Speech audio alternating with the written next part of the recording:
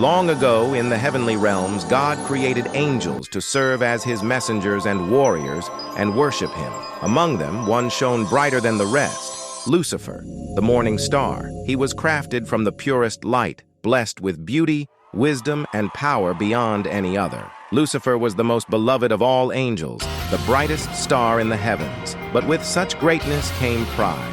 And in time, Lucifer began to question his role. Lucifer looked out over the vastness of heaven, admiring the beauty of the creation he was part of. But as he gazed upon his reflection in the waters of the celestial rivers, pride began to take root in his heart. He thought to himself, "Why should I serve when I am so magnificent?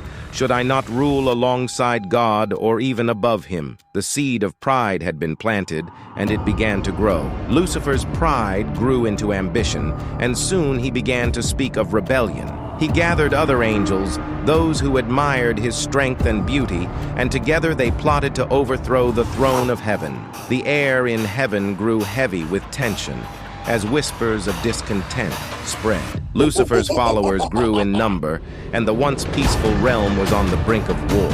The day of battle arrived. Michael, the archangel, stood at the head of God's loyal angels, his sword blazing with divine light. Across from him, Lucifer led his followers, now shadowed and twisted by pride. The skies of heaven were torn apart as light and darkness clashed. The battle raged with a fury never before seen in the celestial realm, shaking the very foundations of heaven. But in the end, Lucifer's pride could not overcome the might of heaven's light. He was defeated by Michael and cast out of heaven, along with all those who followed him. As he fell, the light that once surrounded him faded, replaced by darkness and despair. Lucifer, the morning star, became Satan, the adversary. His fall marked the beginning of his eternal struggle against the light he once cherished. In the depths of the void, Lucifer's fall came to an end. He rose from the ashes of his defeat, no longer the angel of light, but the prince of darkness. His new realm was a reflection of his own twisted soul, a barren wasteland filled with fire and shadow. And so, the birth of Lucifer, once the brightest of all angels,